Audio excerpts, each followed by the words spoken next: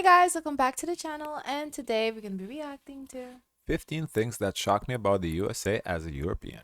French, and before coming to the US, I was expecting some culture shocks. But seriously, nothing could have prepared me for some of the things I'm about to tell you. Alright, the first one was so shocking to me that when I first saw it, I couldn't stop laughing. Like when you know you shouldn't be laughing, but you feel so uncomfortable that you can't help it. That's what happened to me when I saw those crazy drug commercials with a very long list of It scared me side too. effects. I know health is a serious matter, but the side The weirdest thing about these commercials, like I guess I got used to seeing them, but still the weirdest thing is, oh, so let's say the drug name is Zyzol, so the commercial for Zyzol, and then they follow the ending is like, oh, don't take Zyzol if you're allergic to Zyzol. Motherfucker. I'm supposed to know I'm allergic if I don't take it. It's the dumbest thing. effects are so long and so intense, and also there's a crazy contrast between the gentle music and happy visuals they put on top of them. It becomes so weird and funny to me. In the US, the drug makers have to list all the side effects, and that's not the case in France, where I come from. But seriously, these are so funny to me, and I think I'm not the only one because there's even compilations on YouTube with the best, craziest drug ads. In any case, this top comment from one of the ads for an anti-smoking drugs I've just showed you just sums it best. Anyways, as you can see, this is gonna be a light video about my personal opinion, so let's get into the second thing that really shocked me when I first moved to the US, which is how far Americans are willing to drive. It feels to me that people are always going on crazy road trips. Like, for example, I mean, Europeans drive too. I don't think it's an American thing. No. But they most likely use public transportation. Some, yeah. My parents drive a lot. met a girl who moved from LA to New York by car, which, just to put things into perspective, if you were driving a similar amount of time in Europe, you'd be going from Madrid in Spain to Moscow in Russia, and then crossing through 7 different countries. As a European, this seems like such an insane road trip to me for so many reasons, and obviously one I wouldn't make at the moment in Europe given current events. But in the US, since the country is so massive, it does make sense to drive a lot. Also, driving in the US is pretty fun, since there's a lot of natural beauty, and also the landscapes change quite a lot. And now I've been to 15 different US states, and I've also done my fair share of road trips, but I have to admit that it was always as a passenger, because I would get so tired if I had to drive myself. And to be honest, that's why I've loved taking... That's funny. Yeah, I don't know. I mean, this one may be like her personal one, because I mean, there people do drive, but I don't think everybody takes crazy long road trips, you know? Yeah, you can That's take... like part of like the American thing, oh, to see all 50 states, you know? Yeah, but you can say that about Europeans. They want to see every European country.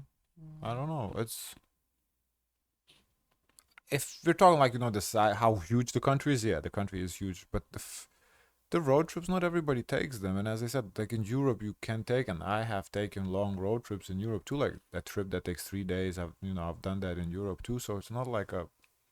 I don't know. long distance Amtrak trains. Like recently we went from New York to SF by train, and it feels so ideal to me. You get all the nice views without any driving. Alright, but one thing I love about road trips is that you can stop along the way, in particular in diners, which leads me to my next point, which is diner culture and big breakfasts. So a bit of context here. In France, where I come from, breakfasts are pretty small. Like most days I usually eat a piece of bread. Yeah, We saw that. We did the video, best breakfast of the world. French representation was a croissant. Maybe a fruit, and if I really want to go crazy and it's the weekend, maybe an almond croissant. So you can probably imagine that I was shocked in such a positive way when I had my first American breakfast. Like, you can order anything you want, either sweet or savory. You can have all types of eggs, omelets, pancakes, hash browns, home fries, and often if you go to a diner... I agree that diner is very American. Yeah, we don't have those in Europe. And I guess I was gonna say I've never been to a diner, but I mean, IHOP is a diner. Not Wendy's, but what's the one? But Denny's. Yeah, Denny's is a diner. So I've been to commercial diners. I haven't been to like a true authentic mom and pop diner. Let's put it that way. Diner unlimited coffee refills. And I don't know if you feel this way, but as a European, diners are my favorite type of American restaurants. They feel so cozy and comforting, and I really like the old school vibes and the massive portions. And I like them so much that I've developed a kind of weird fascination with the show Diner, Drive-Ins and Dives. Every time I'm on a road trip, I look at the map with all the locations and I try to hit up a few of them. Also, I have to mention another experience that shocked me. That's nice. I watched the show. It's so good. The food looks so good. That's nice for the diners too, because that show essentially is meant to promote them. We see it promotes. Good for them. During my American road trips, it's American toilets. As a European, I was not prepared for the lack of privacy in American toilets. And apparently that's a very common experience. Like there's a subcategory of TikToks of Europeans being in shock when they have to go to a public bathroom. And the reason is that there are massive gaps both under the stalls, but also on the sides of the stalls. And I've read that it's to discourage people to use the stalls in unintended ways, but the gaps are so big that you can actually make eye contact with people. And it seems that there's an unspoken rule. Interesting. We see this a lot in the reaction, so it's common for sure. I don't remember if that was like a big deal when I came. I don't know. I do not, because no certain stuff I vividly remember. Yeah. This one, Not one of them. yeah, not one of like the Maybe not vivid in ones. the guys' restroom, because I don't know if guys have said this one. I don't know. That you should never look towards the gap, but I first didn't know that. My old work in the US used to have those exact stalls, and At least I can say I definitely didn't have a culture shock about it. Like, I don't know. But like in the airports, like when you travel, it's like, what are the bathrooms like there? The point they're making, the wall is from floor to the Even top. in the airports? Yeah, Oh. it's everywhere. It's like that's what they're saying. Here it's like gaps. I don't know. I'd never. Yeah.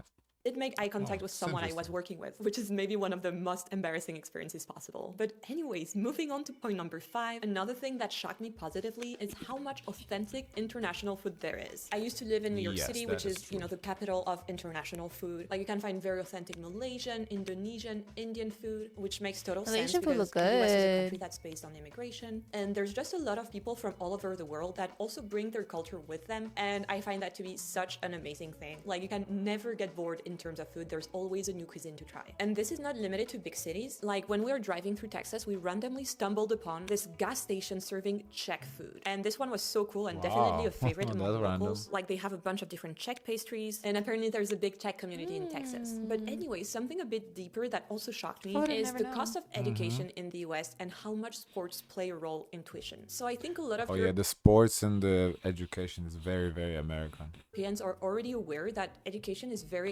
That was a culture shock for me. Not even college sports, but high school sports. Like in Europe, I would never imagine high school sports being streamed on TV ever, or like how the attendance of high school sports, like high school football, high school basketball.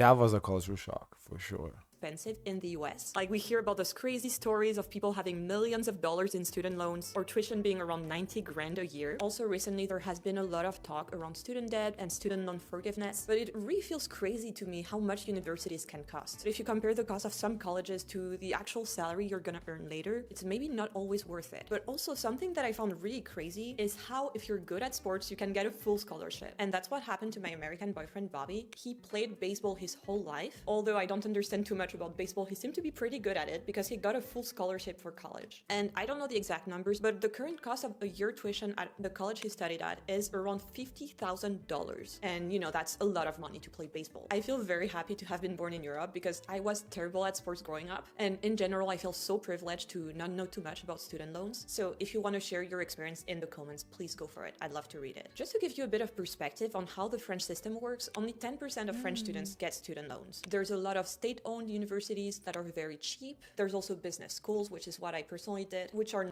Wow, 175 euros for 1 year of bachelor cycle. That's crazy. Do you Wow. know how much degrees I'll be degreed up with? not cheap, but I feel the tuition is more in line with how much you're gonna earn later. And there's even schools that pay you to study. Like, I know a lot of people who did Polytechnique, which is the best French engineering school, and also Polytechnic. Yeah, we call that basically college in Europe. We call it polytechnic. It's kind of like associate's degree here.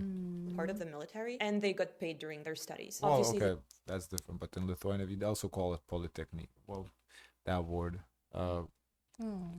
But it's for like if you want to be, for example, like pursue a craft, electrician, work with a trade. trade. Yeah, a trade.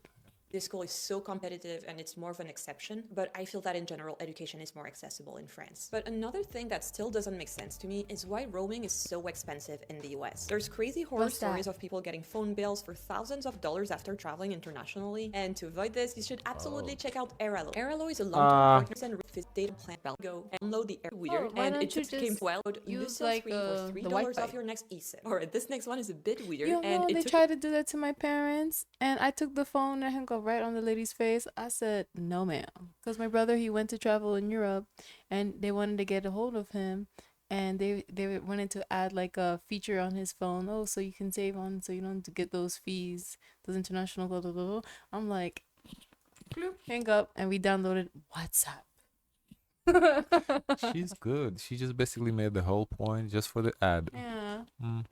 took me a while to notice, but once you see it, you can't unsee it ever again. So I noticed this when my parents came to visit us in New York, and my dad was trying to pay for the cab in cash, and he just gave me his cash and he was like, here, pay for me, I just can't see anything. And it's because unless you can clearly see the numbers, US dollar bills kind of all look the same. Like, here are the euro bills to give you a bit of context. They are clearly a different color, so if you forgot your glasses at home, you know. I never realized that, but she is right. I mean, obviously the number on the bill is the same. So I mean, if you have good eyesight, it's not a problem. Interesting, huh? Yeah, go great. We never seen, and we've done quite a few of these reactions. We've never seen this. That's interesting because I do notice, like, sometimes the older people, they just hand out the money to the cashier, and sometimes the cashier has to count the check and say, oh, you're missing this much, and they have to go in the purse to look for it. That's interesting point. Yeah, we've never seen this. That blue is a 20, for example, and they are also a different size, which is great to recognize them if you're blind or visually impaired. With US dollars, it's not always obvious which knot is which, and even though I have perfect eyesight, I have personally made the mistake of giving the wrong bill to people many times, especially in not very well lit bars, because the US is the only country where bills are all the same size and the same color, which is why my dad was having issues when trying to pay the cab because he usually uses glasses to read. And this got me thinking, like, how do you pay in USD with cash if you're blind? Well, apparently you can't, and it's a bit of a big issue because you either need this type of machine or to trust that people are giving you the correct change, which doesn't really seem like a good solution. And dollar bills are not the only confusing thing for me in the US. You guys also have all kinds of weird measurement formats. There's obviously the date format, so in the US you put the month, then the date, then the year. In France it's the opposite, we put the date, then month, then year. This has led to a few mix-ups in my life. There's also the imperial system, which, to be honest, I'm still having a bit of trouble navigating. Yeah, I mean, these were all culture shocks, but I guess, I kind of studied before coming. Not like studied, but I was aware before coming, so no, it wasn't like that. When you're training in the gym, were you doing LB or KG Where? in the gym? In Lithuania. No, when you came here. Oh, LB. It says on the dumbbell in LB in pounds. I mean, why? Oh, I'm gonna So start when you first converting came it. here, you saw the dumbbells. I understood that it's not kgs. Oh, I mean, as I said, I was aware of the different currencies and whatnot before coming, so it wasn't like, oh, what is this? Like, I knew my it. calculator. No, I knew it. I was aware of it. But also, one thing I love is that kind of anything goes to measure stuff. Blocks for distances, football fields for size, and I love that on this video on the topic, one of the top comments says, I bought a 5-acre land. No idea how big that is. Then I found out it's approximately 4.5 football fields. Worked for me, and I bought it. And to be fully transparent, using football fields and blocks to measure stuff is actually less confusing to me than the imperial system. Another thing I'm having trouble to adapt to is getting carded when buying alcohol. Obviously, now I look well above 21, so people don't card me in restaurants anymore, now but they like card you bars even or for 40. That's the law, yeah. alcohol at the store, I still get carded, don't and always I do, always though. forget my ID. In contrast, in France, I feel the only 2 times where you need your ID is when you're going to a nightclub or when you're flying. And speaking of bars and restaurants, another thing that really shocked me is how loud people are. Like, I feel in France we speak at such a lower volume that if I go to a restaurant Yeah, in the Americans US are with loud. We see that all throughout the reactions that, Americans are loud. Americans are loud, yeah. a French friend, I will not always hear them because everyone else is yelling, but I don't understand that. us. And when I was trying to understand why that is, I came across this video from Damon Dominique where he says something that's very interesting. He says that in the US, your personal bubble is way bigger and people have never been told to be quiet or to shut up, which is more the case in France. And this is my question to you if you're American. Are you hearing other people fine? Because on my side, when I go to a crowded bar or restaurant, even if I'm yelling, even if the other people are yelling, I still can't hear anything because everyone else is yelling. But in any case, apart from that, the dining experience in the US is so amazing. And a thing that positively surprised me is how convenient it is. Like, first of all, you can customize pretty much anything, which is not always the case in other countries. Then the Yeah, I never thought about that, but she's right. Yeah, and here you like I was even shy at first, asking like a burger. Like I don't like pickles, so I instead of like asking, oh no pickles, I would just take the pickle out myself. But here, like no, you can literally customize everything. That is true. portion sizes are massive, you often get free refills, and then the service is much more friendly than in Europe. And that's something I had to get used to, but now I really like it, and it overall feels like a more comfortable experience. One thing that did surprise me though I is would think that they would be okay with taking off the pickles because that means they're saving some money.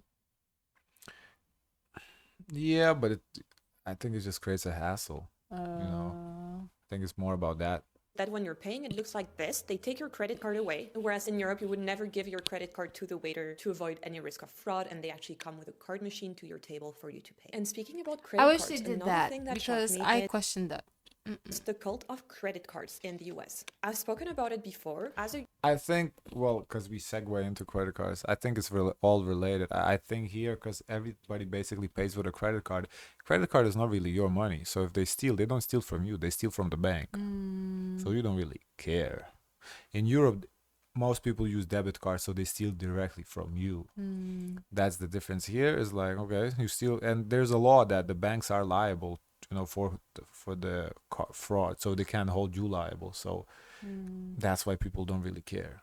European, I've never had a credit card, only a debit card, and I actually grew up thinking that credit cards were bad, like as in they encourage you to spend money you don't have, which can be dangerous. And I remember the first time I tried to open a bank account in the US, the salesperson actually tried to sell me on a credit card, and this didn't sit right with me. I actually left and opened my bank account in another bank. But obviously since then, I've understood that credit cards are kind of necessary in the US. To build credit and have a credit score, you do need one, and a lot of people like them because you can have points and get some perks. Obviously, to get these perks, you still need to spend some money, so I still don't really like credit cards, but I do understand now why people have them. And if we're speaking about consumption habits, I have to tell you about the next thing that shocked me, which is how much stuff people have. And I feel that's because the homes in the US are so big. Just to give you a sense of scale, the average single family home in the US is 4.5 times bigger than my apartment. And obviously, if you have a big house, you tend to have a bit more stuff. Like, for example, I came across this house in the suburbs of Chicago on Zillow, and it's the perfect example of what I mean. And granted, it's quite far away in the Chicago suburbs, but from a European perspective, everything seems so big for no reason. Like, there's a 3-car garage and a giant basement home gym full of random stuff. And obviously, I want to say that this is not a criticism, it's just a cultural difference, which is tied to the American culture of convenience and comfort that is not as present in France where I live. I personally totally understand the appeal. I also dream sometimes of having a home gym and an office instead of working in the living room. But then I also like having a smaller home and not too much stuff because it's cheaper, less stressful, and it Yeah, I like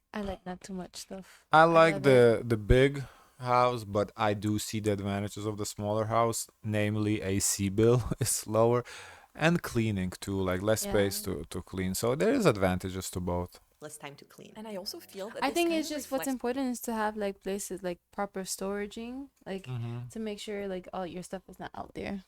a bigger cultural idea of the US, which is a belief in individual effort and responsibility. And that ties up to my next point, which I've called the myth of the self-made man. And that's kind of this very American idea that you're fully responsible for your own success, and that no matter your background, if you work hard enough, you can do great things. And I feel this idea is very strong in the US. That's why we have the Forbes self-made billionaire list, and it's obviously a controversial list. Like, Kylie Jenner was on it, and it turned out that she was neither self-made or a billionaire. But in this Forbes list, they added a score to evaluate how much a person How do is they distinguish what's a self-made? Like self-made, like is it business, or are you not working for someone else? Self-made means that you don't come from money. Like you didn't.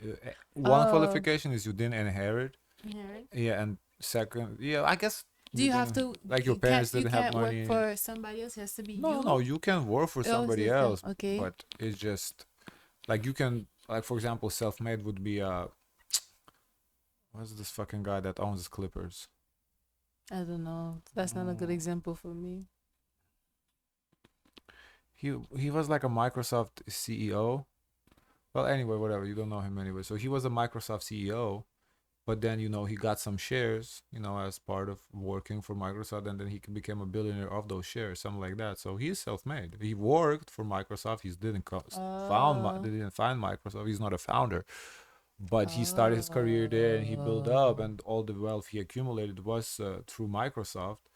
He's still self-made man. Oh, because I thought it's like, oh, because then you really tracking each dollar. What make you to the billionaire to No, no, make be no. self-made? No, self-made is just that you didn't inherit it. Basically, you don't come from a rich family. Oh. Responsible for their wealth. And I'd love for you to weigh in on that. But from a personal point of view, which I feel is shared quite a lot among other Europeans, success is not only an individual effort, but it's also shaped by all your support systems, like your family, your community, or your education. And there's also obvious factors you can control, like generational wealth, connections, and just, Yeah, this is true. I came in here, chasing American dream, thinking, oh yeah, everything is on you, but it's not. There's a lot of other factors that play a role. It's Mm-hmm. luck, one of them. It's just very random, but something you don't control, but it does play a big role. at the right place at the right time. So this is why this myth has always been Right, right place, right time. That's what luck is essentially. surprising to me as a European. But one thing I do like about it though is how motivating it can be. Like it's great to have the feeling that It you could is. technically do anything and not be afraid to take risks and put in the work. I do feel sometimes in France we have a bit of a more fixed mindset, which I'm not always a fan of. And while I still don't believe that being a self-made billionaire is a thing, I realize that there's real power in believing that you can make something happen. And that's all for Yeah, her conclusion is correct. I agree. Like there has to be like some sort of middle, because sometimes there's like, oh, this is what it is, this is what you get, and you can't accomplish nothing else. You know, like Because then you'll be stuck with the yeah, people who think that way. exactly, yeah. So to put you down, to kind of keep in your place. Yeah. On the other hand, chase the endless chasing of American dream was also, maybe it's not a bad thing. I don't know. You believe in yourself, just keep I don't chasing. think it's a bad thing. Yeah. So I if there's only two options, I still pick the American Yeah. dream chasing. Then this is, you're gonna work 9 to 5. You can't start your own business. This is what you want to do. I don't believe in It's very that. limiting. Yeah, I don't believe in that. But American dream is also, it's a pipe dream. It's unlikely to happen, but there's like that 0.00001% chance it might. So if that's the risk you want to take, you should be able to. Mm. Guys, of course, let us know your thoughts. Don't forget to like, comment, and subscribe. Join the Discord, and as always, share as much kindness as possible.